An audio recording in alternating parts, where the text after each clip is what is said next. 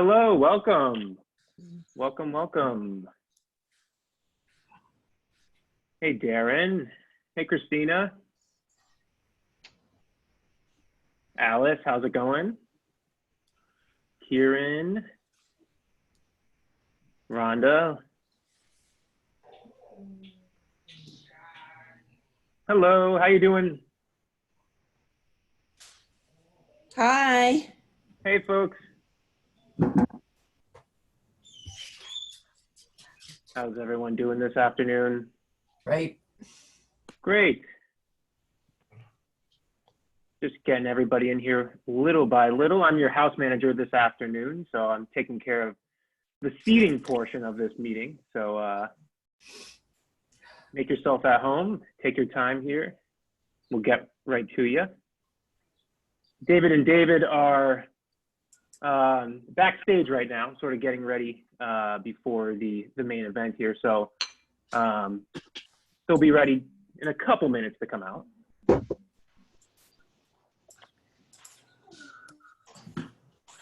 I just want to remind everybody this afternoon that if you have a question, you can send it to Blair in the chat. And if you'd like to speak your question this afternoon, just let us know. We are going to be muting folks as they sort of enter the space here. So just be aware of that this afternoon. But yeah, if you do have a question, send Blair that question in the chat and she'll get to it at some point here this afternoon. We're just a couple more minutes here. I want to make sure everybody gets in the chat here before David and David enter the space. But thank you all for coming out this afternoon for the conversation.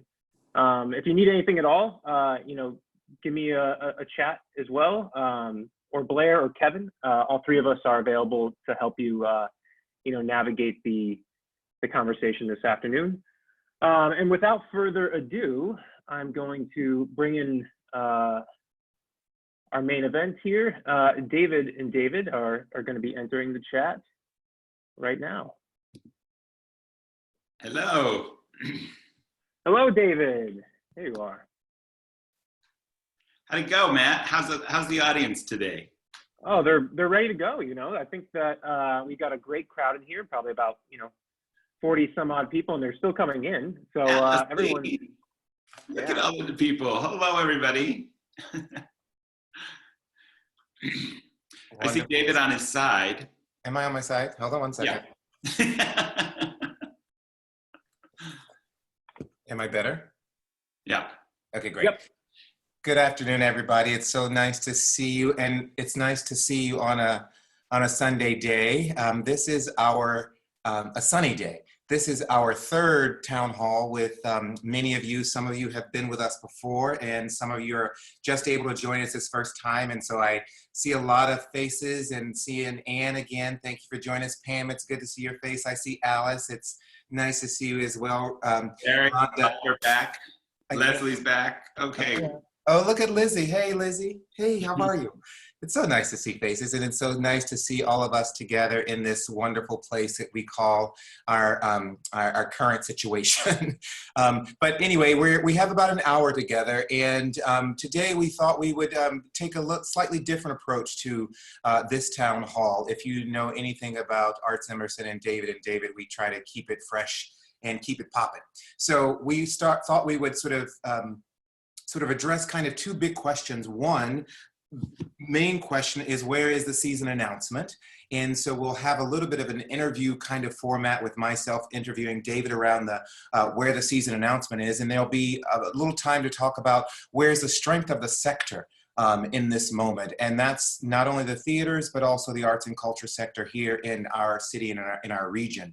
And so, as always, we appreciate sort of your questions, your thoughts, your perspectives, because part of why we do this is basically to help you stay connected to how we're thinking about the situation that we're in. I'm always clear, and when I say that we are making assumptions in real time and are certainly not fully informed as you may well imagine, given all the different and competing information that's coming at us. But we are learning more every day from our colleagues and from colleagues around the country and around the world, but also from the artists and certainly from the officials who are working hard to get us information in a timely fashion. So a lot of what we're talking about today could change tomorrow based on new information. And certainly, as you know, the governor is going to be making some major announcements on Monday that will influence even more of how we're thinking about our return. But if we're good with that, I think we will get started maybe and start with this question of where is the season announcement. But before we jump in there, David, I didn't know if you had any opening thoughts that you wanted to share with our patrons here. No, no, I think people came for that conversation, but I do want to say how delightful it is to see everyone. And this series is something that we've been learning on the fly. We built this plane while we were flying it, as everyone knows I want to do.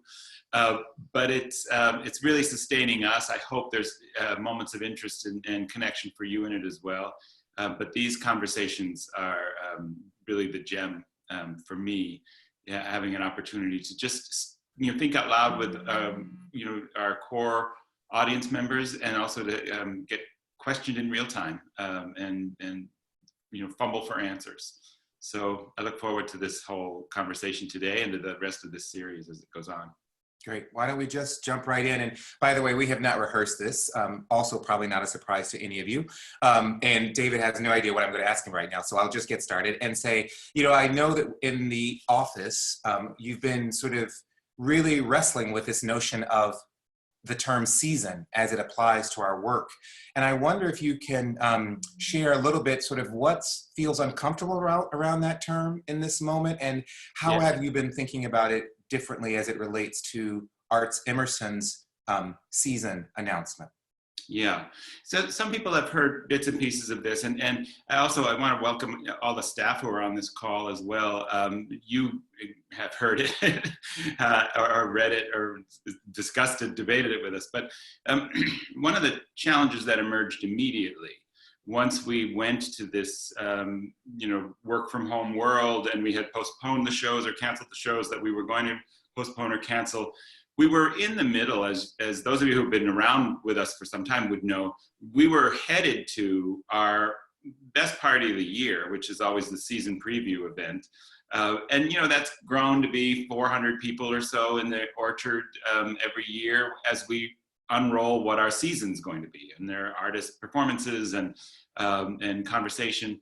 And so we were well on that track to producing our live season offer, our season preview.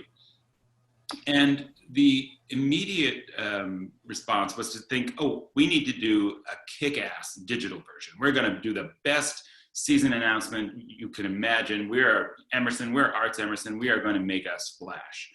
And then we started to think about, well, what would even be in it? And what could we say? What do we know? And we, especially if you think about, late March, what did anybody know? And anything anybody was saying was going to be upended in 2 weeks anyway. And so this question of how to plan a season started from this question of how to announce a season. We had a season that we were thinking we were going to announce. Pretty much, we were in the final stages of that process. And so as we couldn't figure out, or at least I'll speak for myself, as I couldn't figure out what it would be that we would announce that we could have any confidence in going forward that we would actually deliver, then this question of, well, why are we pushing for that? What's driving us to announce a quote unquote season and on this timeline? And what might we learn about the capacity to be nimble as programmers if we let go of the notion of announcing a year at a time? And I see Rob on this call, and Rob, Arts Emerson did not start with announcing a year at a time. And I think in the first 4 seasons, we did it 4 different ways. And so, but the concept of a season just started to seem not just impossible in the face of COVID, but to raise questions about what was its ongoing importance to Arts Emerson in particular. When partly what we are, and you've all heard this, but we're leading from our commitment to connect across difference. We're leading from our commitment to create access for everyone, and we're leading from our commitment to support Boston's efforts to transform its history around race and inequity. And is that a seasonal idea, or is it actually more something that we need to be responsive to the progress or the challenges in the effort to transform, or in the effort to connect, or in the effort to make equitable access? And so we've been challenging ourselves as a staff to reimagine everything, including whether or not there is a season. And there will be live work, but is it something that is called a season, or is it live work that's going on regularly and announced in other ways at other times? And I hope that there will be questions or comments around what's the value of a season and what's the concern if we actually don't work in sort of season-long arcs. But that's kind of where our thinking has gone. Is that an answer, David? Yeah, it is an answer, and it sounds like you're not going to be announcing a season today, is what I think I'm hearing. And so I'm curious about if you can share a little bit how you are thinking, since out of this frame of what a season is, if you're not creating and announcing a season, which there is a bit of urgency for a lot of organizations to sort of put something out there as a way of connecting with their patrons, as a way of sort of saying that we are still here and committed. How are we thinking about making this sort of announcement of, I guess, buckets of projects, or is that based in time frame? Is that based in sort of the content or the form? How are you actually thinking about it, and what would you be announcing? So we very intentionally titled this town hall, where's your season announcement, or whatever it's called. That was like, wait, what is happening there? And it's because of that we're not actually going to announce a season. I mean, we're not alone in this. ART has made the same decision, by the way. They're not announcing a season, or at least they haven't yet, and they're saying they're not ready to and not rushing to. And so what we can, I guess, if you want to talk about like how do I imagine it happening, I think, first of all, I think there's two parallel paths that are of programming. One is what's going on in the Together Apart series, which we imagine is, and we've said this before, this series, we are certain that it will continue all the way well past when we return to the theaters, that this particular platform has inherent virtues and value in ways that we would not have put the time and energy into discovering them. But for people who are not able to be in a seat in Boston at 8 o'clock on a Wednesday, to still be connected to Arts Emerson and the work that we're doing around transformation and connection and equity and justice, that all that work can be accessed through this platform as well. So I think we'll be always announcing what's happening online and what's happening in the theaters. And I think there's a number of considerations that are being weighed right now around liveness. That maybe you have more questions about that. But I think when we do get to a place of we're saying, hey, we have confidence that we're going to be able to bring to Boston the following projects in the following time frame, we'll make that announcement for sure. I think right now where we are is that it's very, the scenario that we're currently working in, and the staff knows it as Scenario D, has us returning to live performance most likely after the first of the year. We are still considering whether or not we can bring Parable of the Sower into the Majestic in November as a celebration of the return of live performance to the Majestic. But we're not going to be rushing that. We're not going to be precious about holding to that deadline.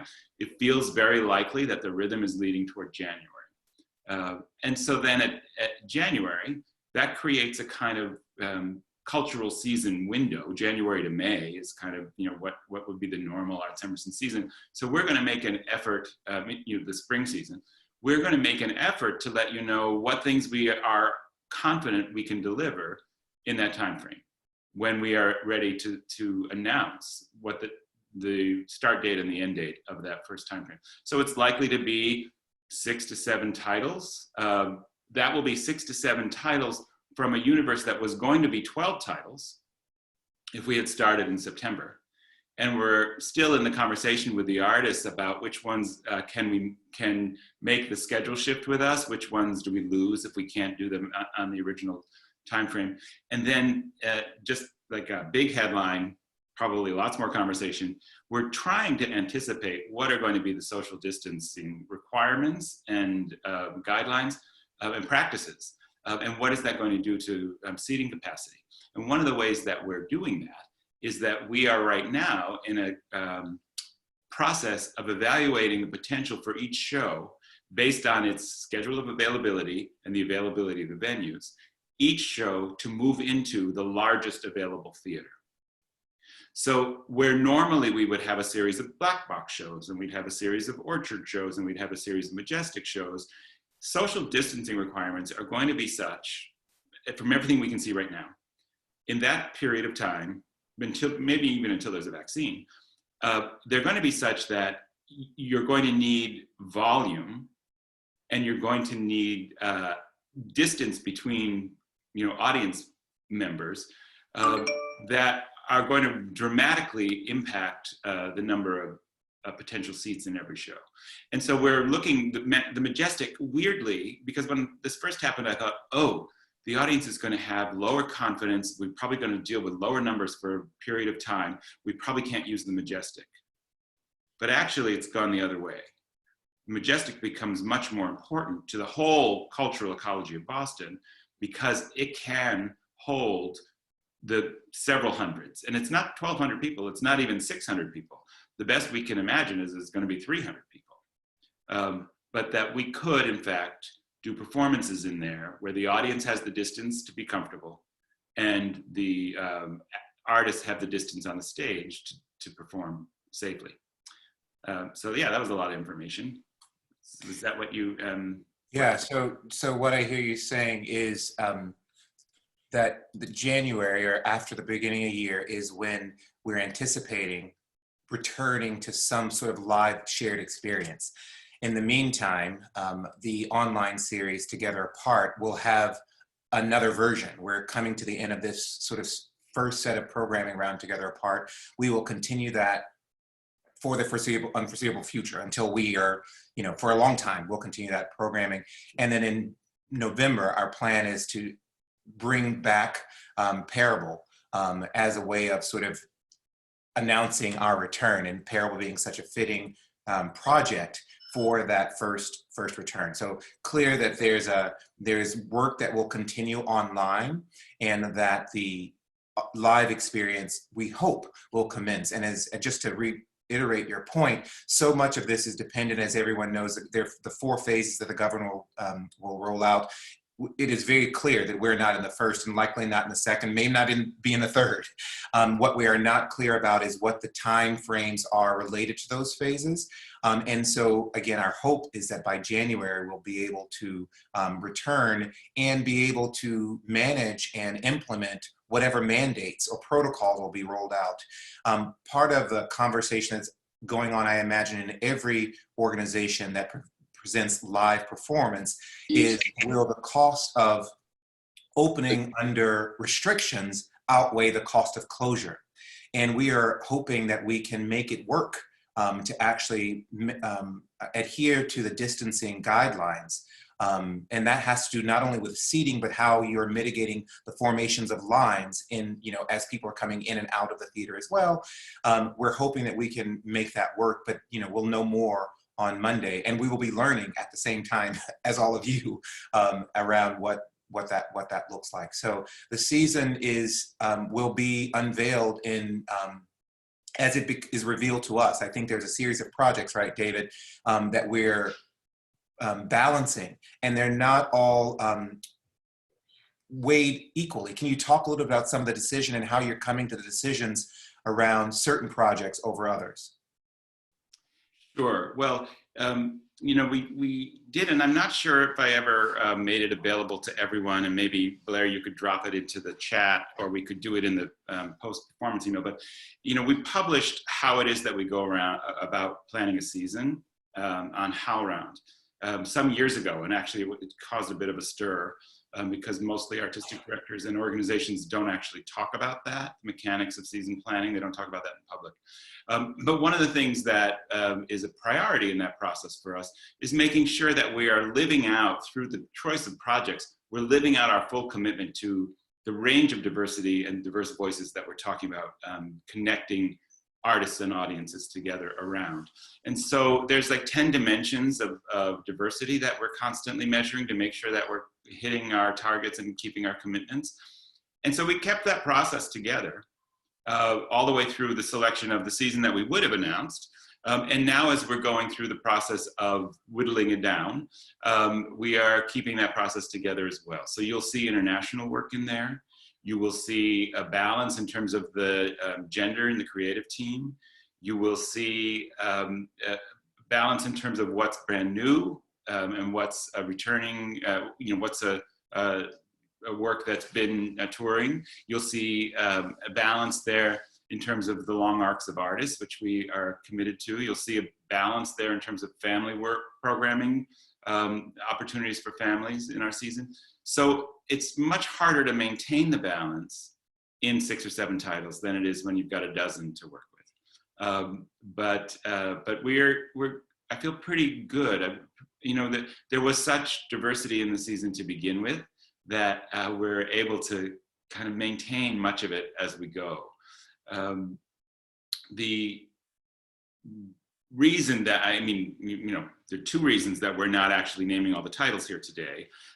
One is because we're still in the process of checking in with those artists to say, can you imagine, particularly the black box shows, can you imagine a shift of venue from one that seats 120 people and you created your show with the idea that you have this level of intimacy with the audience, which is now actually not going to be possible.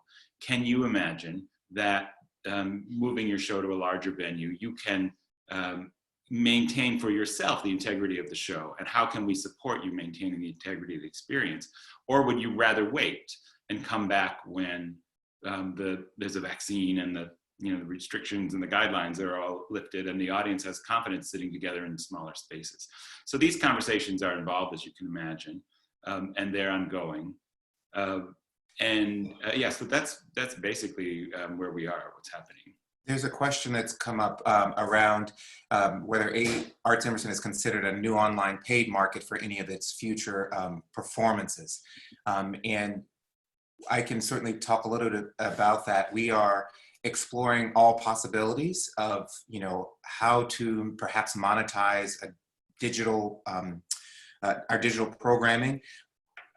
The early signs say that it's a long stretch before we can figure that out. I think there are a lot of institutions who are putting a lot of content online. There's going to be a lot of competition. A lot of it will be free. So how do you compete in that sort of market? But I also have been paying attention for several years around the work that they do both at the Metropolitan Opera as well as the National Theater, where they are doing live performance and pushing it out. And even they've made significant investments of dollars, in the millions of dollars, over years. And I'm not clear, and they haven't been clear around whether any of that's profitable. I think the strategy, which was a smart one, was to drive people back into the live experience. And I think they certainly have experienced that. But whether we'll be able to monetize it is something that we are very curious about and really trying to think outside the box around how to do that in a way that is suits our values, one, sort of meets the economic needs, but also that cuts through what's going to be a very noisy market as it relates to monetizing the digital content. Yeah, I have this hope, and you know, I haven't vetted it with any of our funding colleagues or anyone So it's still living in my head, but some things that lived in my head have actually happened in the real world every once in a while. So I can dream, can I? But there was, over a number of years, I don't know whether it was 10 or 15 years, there was something called Art Place America. And this organization still exists. And what it was a collaboration of the major national foundations and then the major regional foundations. And they all put millions of dollars into one pool called Art Place America that was designed to explore and support the movement toward creative placemaking. And so this, and it went in lots of different directions. In fact, Arts Emerson had a significant creative placemaking grant through Art Place America. Art Place America is sunsetting the creative placemaking world, but it did create a kind of mechanism for collaboration among major funders for major dollars that could, in fact, support a major shift in the field. And so I kind of have this hope that part of the monetization question around this new platform and what its values are, that the foundation world is going to step in very aggressively and support innovation, experimentation, because otherwise what we're faced with is asking the artists to now subsidize a new platform. They've already been the main funders of art in America in general, certainly in live performance. The artists are the ones who are actually, they're not making a living wage. They're on and off unemployment all the time. I mean, we have subsidized the field of live arts in America through the generosity and the passion of artists. So to create a new platform where they have to give their work away or be underpaid for it just doesn't feel that exciting. But I think if we can come together as a field, we might be able to create that kind of huge intervention. I'm also reminded, and other people will have stories about the WPA era. And there was something called the Federal Theater Project. And the Federal Theater Project was a national theater, federal funding to keep theater artists paid as theater artists. And work was made all over the country through the Federal Theater Project. So there have been these big moments, and I feel like we're in one. And I feel like it's kind of incumbent upon us as the people who are the leaders of it, leading institutions or leading artists, to make the ask and to be clear and to be collaborative and to be loud and consistent in the ask.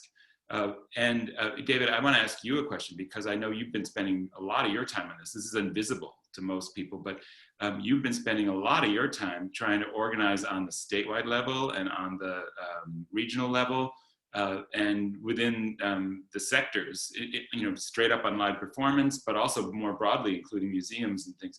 You've been spending a lot of time as a leader there and trying to come to a unified voice. What's happening? Let's say, so I've been doing this work first at Boston Children's Course, as many of you know, and now here at Arts Emerson for 5 years. And what I've experienced, and I know that I'm not singular in my experience, is a sector, and when I say a sector, arts and culture writ large, from the museums to the botanical gardens to the zoos to the performance arts venues, have struggled to actually have a unified front, to really sort of be aligned in our efforts to make a significant collective impact in the region writ large. And so when this pandemic hit, I and many others felt like this was our opportunity to actually come together and really figure out how we can support each other, align sort of our challenges and our opportunities, and advocate as a sector for what it is we thought we needed. Understanding that each one of us has our own individual needs, but I was confident that there was something that we shared across, all of our platforms and across the state. And what we learned very quickly were, after the governor's reopening advisory was announced, we all recognized very quickly that there was not a voice that represented directly the arts and culture community. That doesn't mean that we don't have strong advocates and allies on that advisory, but we didn't actually have a representative. And so we thought this is an opportunity to organize and sort of to go before the governor and to say, you know, it would be important to have that voice given the economic impact that the arts and culture sector in the state have on the budget. And so we began to move, but as we began to move as a body, there were many different sort of competing efforts, you know, that are organized around, you know, different sort of sets of concerns, whether that's commercial theater or whether that's museums. And so I think all of those individual efforts are important because we do have our individual needs, but there needs to be a collective. And we've struggled, quite frankly, as a sector to come to a unified voice. And what we find are, factions is not the right word, but various groups of people who are working for their singular efforts and not keeping the whole in mind. And so we've been working with our colleagues at Mass Creative to figure out if we can actually have a collective voice that actually represents the full diversity, not just the big organizations, not just the most powerful organizations, not just the most connected organizations, but organizations that really represent the fullness and the richness of what the Commonwealth has to offer as it relates to arts and culture. And so we're still moving in that direction, knowing that the announcements on May 18th will not be the end. The bodies will continue to work. And so still figuring out how do we influence the mandates that are technically going to be coming back to us as a sector. So it's, I'm very hopeful that we will figure it out, but it has been a bit of a challenge and in many ways a disappointment not for us not to take this moment to figure out how to work together for the good of the sector and not singularly have our own interests or our own organizations, which we all care deeply about. If we can sort of look beyond our singular organizations to think about the field, I feel like there's quite a bit of power there. But we're still working toward that effort. And I'm grateful to our colleagues who are in it with us to sort of figure this out. Yeah, you know, there's a lot made when we start these conversations. There's a lot that's made about the economic impact of the arts. In Massachusetts, it's significant. You know, it's a significant workforce driver. It's a significant kind of economic driver that beyond the, you know, people actually buying tickets, but the secondary economy of parking and restaurants and hotels. And all of that is true. And it's, you know, well documented. It's not particularly motivating for a lot of people who are making these decisions, that the arts is somehow a special sector in that way. But what I feel like we can remind people in these positions, and not any of you on this call are more than welcome to remind, you know, editors of newspapers and your local politicians and representatives, this part of the economy is a significant part of the economy, and it can't come back unless there is an effort made to understand the intricacies of this part of the economy, and then to create guidelines and support that are specific to us. So what happens in a place like Austria, for example, they made a whole bunch of workplace safety guidelines. And, you know, the arts are really central in Austria. And this kind of then rippled around Europe even. But they made a bunch of workplace safety guidelines and they gave them to everybody, including the arts sector. And it meant that the rehearsal room was actually impossible to reconstitute. And if you can't have a rehearsal, then you can't have the work. That's just not going to happen. And having a rehearsal is a different thing from having you know, an office or a lunchroom or all the things that they thought through. It just became a workplace and it had the same guidelines. And so they've had to go back and kind of articulate better for the arts sector what the regulations and the guidelines could be. And yesterday I heard this thing, and some of you probably already heard these things, but I was on a phone call where we were talking about the different challenges in different types of performance. And I keep thinking how hard it is going to be to get circus back, because people are so intimately involved with each other. And how do you can't social distance in circus. Even if you could, you've still got to spot people, and there are riggers backstage, and you know, it's just such a tight physical environment. But then the opera people were talking about, well, actually, the most at risk is the opera singer, because the opera singer has such a deep inhale. So they're taking whatever's in the air deeply into their lungs, and then they have an extended exhale. They're putting it all back out and the whole form of operatic singing becomes impossible until there's some kind of, advance. And so that, their opera folks were all, oh, we're the worst, we have it the worst, we have it the worst. And then the woodwinds people were like, well, actually, no, the woodwinds, you can't have an orchestra with woodwinds in them anymore either. And so what are you going to play in these opera houses and at the musicals? And what is the music now going to be if you can't actually blow into something that expels out into the air that everyone's working in? So, we to your point, I think, David, we get into these, the sense that, well, no, actually, we need to worry about our organization first. But every single sector has some kind of deep challenge that connects us to this question of how does the government see us? How do policies and guidelines help us? And how do we get back to what is an essential part of the economy? You may not think performance, sort of policymaker may not think that performance is essential.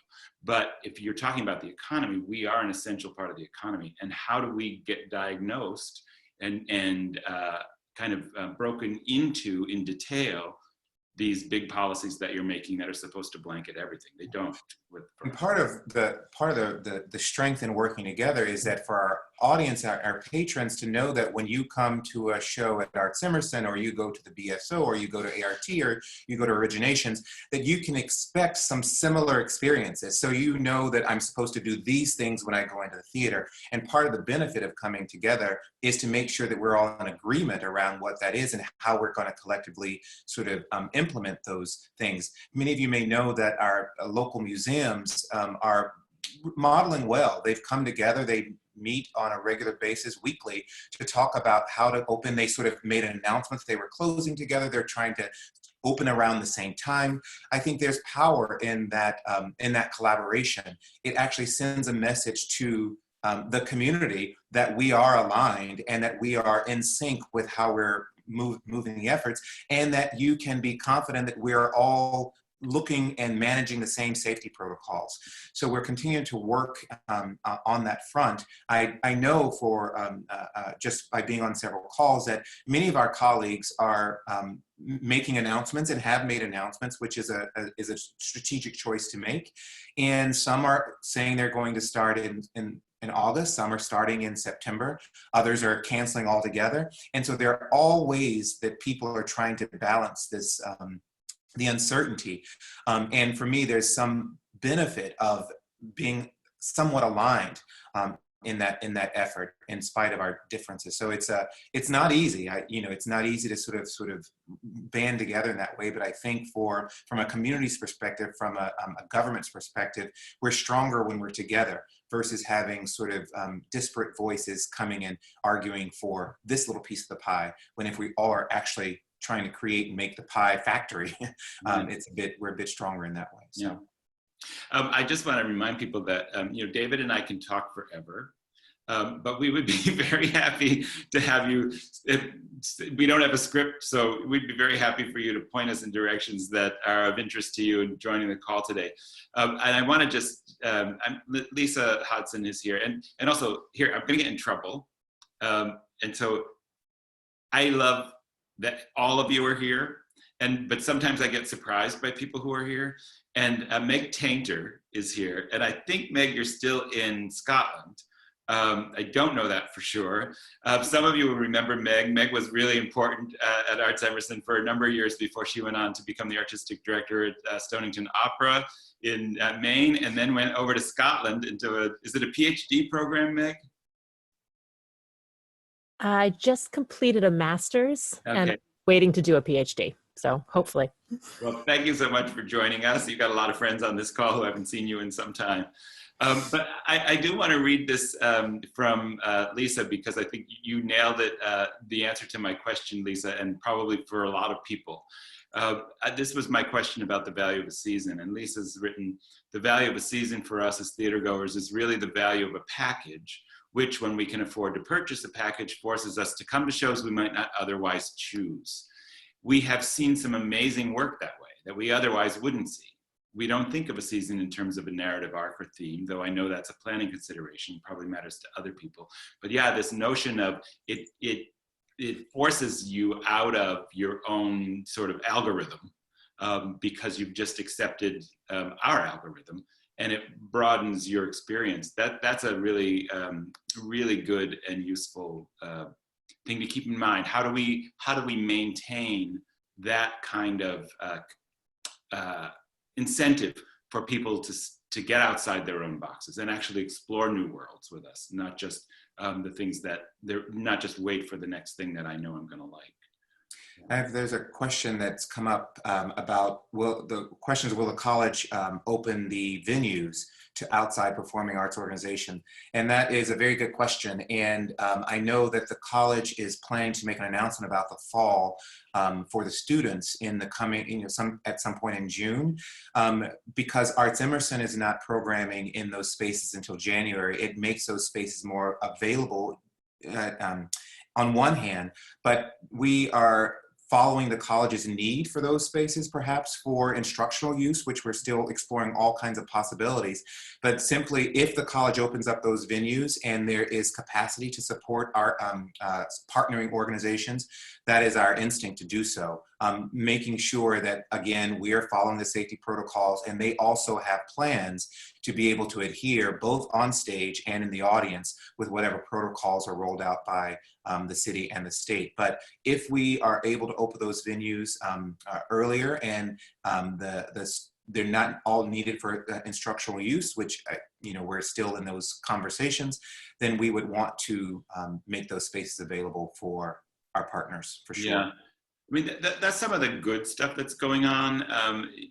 As challenging as it is to get us all in one voice and on one agenda as a community, if you keep an eye on ART's website, they're about to publish the first round of findings in what they're calling their roadmap to recovery.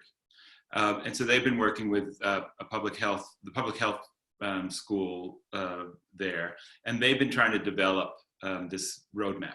And we'll be following that work pretty closely as well here, and they're making it available to everyone. And I think there'll be ideas in there that make our venues appropriate for experimentation as well, whether it's something that's through the Arts Emerson program or it's part of the experimentation of how to go back to a live instruction or hybrid, low residency instruction.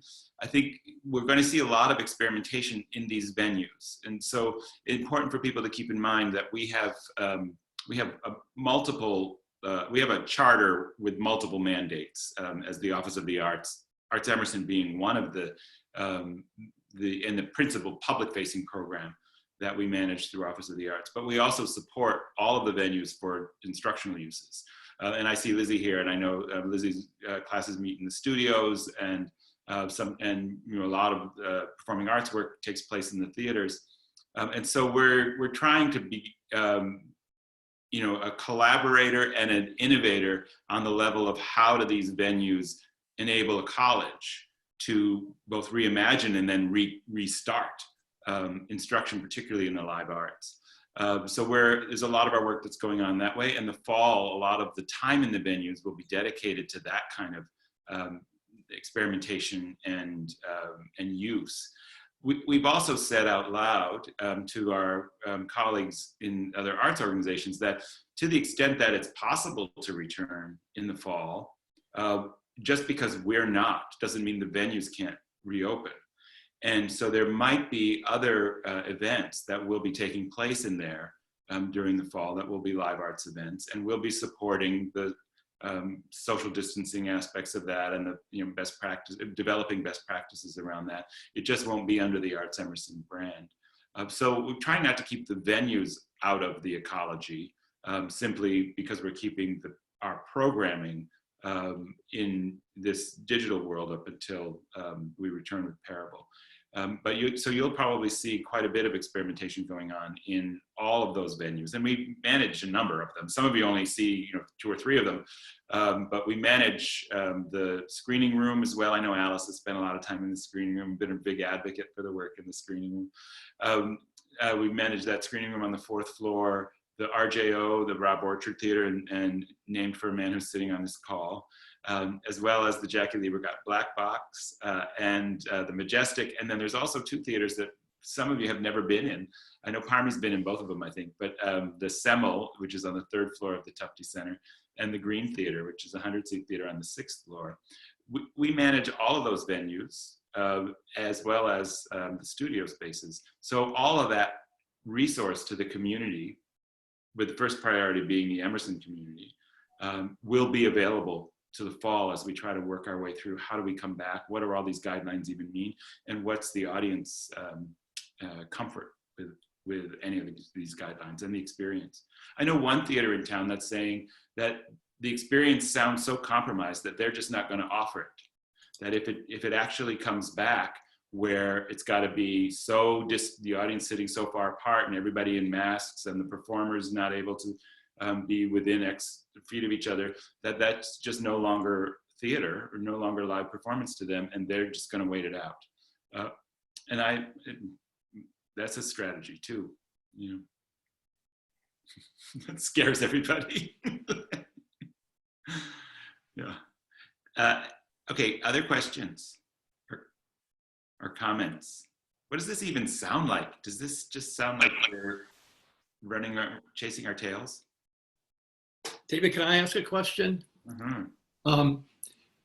The 2 of you have worked really hard on putting together a season of 12 projects. And I've been privileged by having conversations with you about those projects.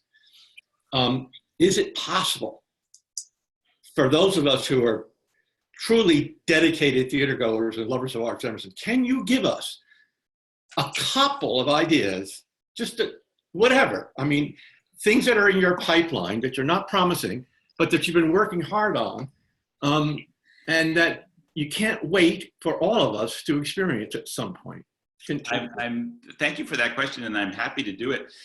One of the things is we are planning to use the series going forward for this very purpose, Rob. We're going to be introducing artists that we have surfaced through the process of all of this work, that we are really committed to showing their work here in Boston when we can get back to that and when they can get to us.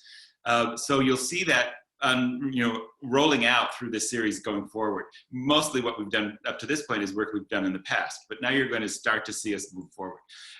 And so I'll give you a couple of thoughts. There's an artist that it feels a little bit like we are just, I don't know what it is. It's like we're refusing to be daunted in a way. An artist that I really love, that I'm hoping you all get a chance to see his work live. He's about to become a Radcliffe Fellow in September, so he'll be in the area. And his name is Wang Chong, and he's from China. And he has a whole body of work. And one of the pieces that we're really interested in is a piece that is an adaptation of a Western play that was something of a hit on Broadway. I'm going to be a little circumspect here because I can't announce this out from under him yet. But so it's a Western play that people would recognize that he has set in China. And the way he's performing the play, it's a play that sort of thinks about multiverse. And the way he's designed the production is a live experience with his 2 actors, 13 cameras, and overhead you see the finished image. So it's something like Kiss and Cry or Manual Cinema, that you've got both the live performance and the image comes together above you. That's also where the subtitles will be. And these remarkable actors that just keep hitting their marks in each camera, and the cameras are live switching, and each scene is played. It's almost, you watch it and you would think there was a director editing this film, but the actors are doing it all with their own physicality. I'm really excited for you to meet this man, and he has a lot of different projects that we're able to introduce him through the Together Apart series until such time as we can get him here live. Another person that we're always following and who we're bringing back again this year, if we can, and if not, he'll be here eventually with this piece, is the playwright-director Guillermo Calderón out of Chile. And you've seen Guillermo in our seasons in the past. That's who wrote Kiss, the piece that I staged with the Emerson students that was about Syria. Guillermo wrote that. Guillermo has a company of actors in Chile that he creates these works with. And we have not seen that company in Boston. And so the next piece of Guillermo's that you're going to get some introduction to through this series that we're hoping we can do in the next group of programs that come live, the first groups of programs to be live. This piece will be coming from Chile with his company, and it will be performed in Spanish and subtitled into English.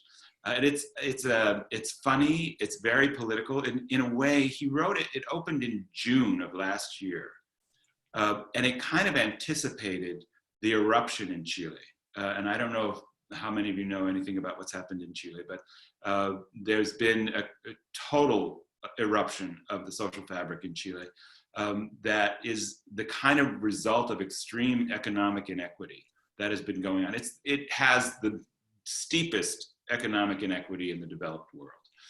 And it is, the whole government is an experiment in neoliberalism that came out of the University of Chicago.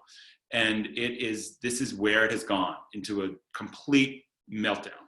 And so this play, in many ways, anticipated it without knowing it was anticipating it. Not unlike what happened with Plata Quemada. And hopefully you'll get a chance sometime during the series to see Plata Quemada as well, if you missed it. But Plata Quemada was made before Chile fell apart. And Chile's mending, but seemed to be speaking to that meltdown. So that's just a couple of pieces. Parable will be back, as we've said. And actually, before we run out of time, I guess maybe tomorrow is when it'll hit your inboxes, or maybe it already has. But the next thing that will be coming at you in this series is a big event with Toshi Regan and Parable of the Sower.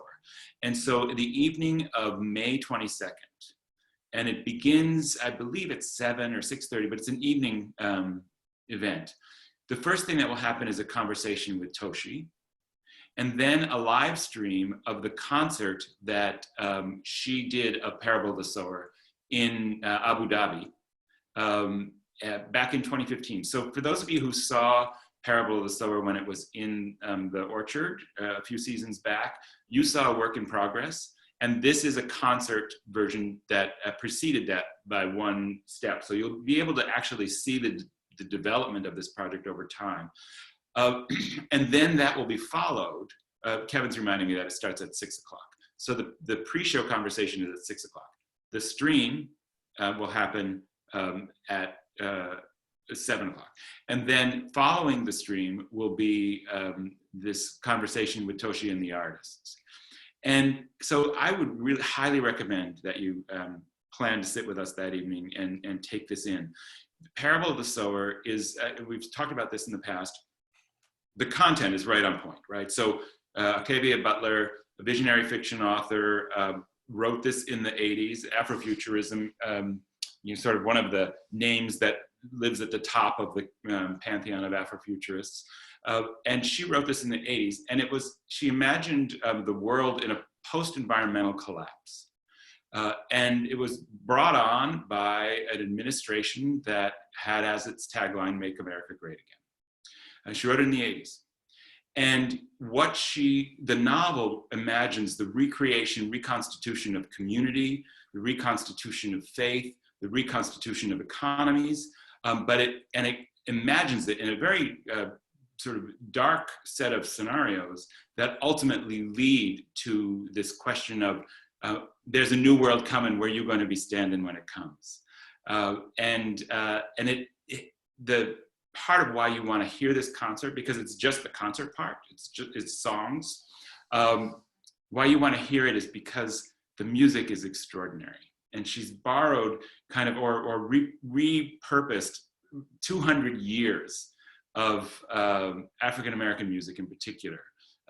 Everything from, and she comes out of the Sweet Honey in the Rock world. She and her mom wrote it together, Bernice Regan Johnson, Sweet Honey in the Rock. They wrote it together, a lot of this music. And so the music just feels good to hear. And it's a very well captured event. And I think I would recommend that you make sure you're hearing it through headphones, at least that part of it.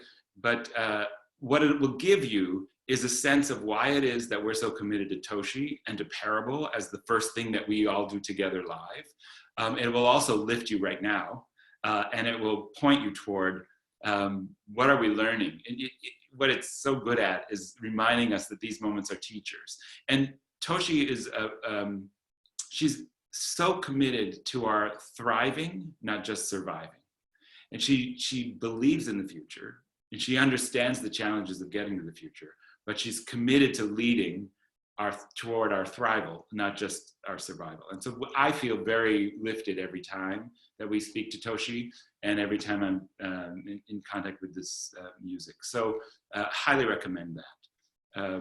And then the show then when the show lands, you'll see, like, it'll be a fully staged version, and it's the whole arc of the story, and you'll see all of that. So it's really well worth digging in there.